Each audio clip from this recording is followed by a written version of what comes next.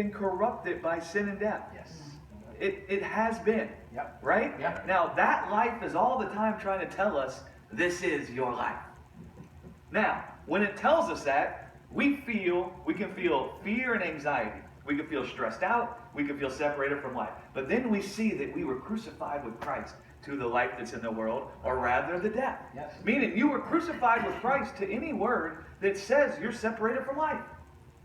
You're dead to that. Mm-hmm. That means there's no power in it. It means you're not separated from life. And that's what Paul was going on about in Romans 8 when he said, we're more than conquerors through Christ who loved us.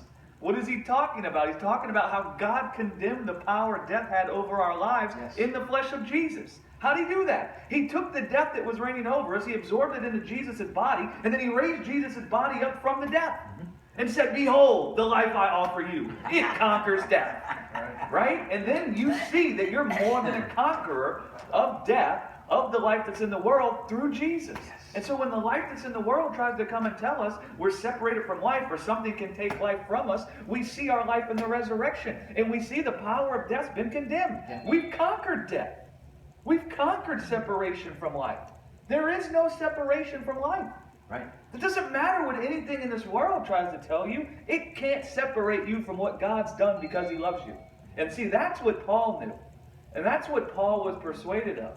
And the reason he was persuaded of it is, one of the reasons is, man, he went through a lot of hell on earth. But every time the hell on earth came to him, he fellowshipped with the fact that it pleased God to reveal his son in him. Meaning that God came to him and said, listen, man, you've been crucified with Christ. It isn't just Jesus that died. You died with him. What? And then you got to go off into a cave for like 10 years and figure out exactly what that means. Because that means something profound. I'm dead to death? Wait a second. Everything I've been doing, I've been trying to give myself life because I saw death reigning over me. If I'm dead to death now, then that means nothing that I do or nothing that I think is born from the foundation of I need life. Right. But everything I do is born from the foundation of I already have life.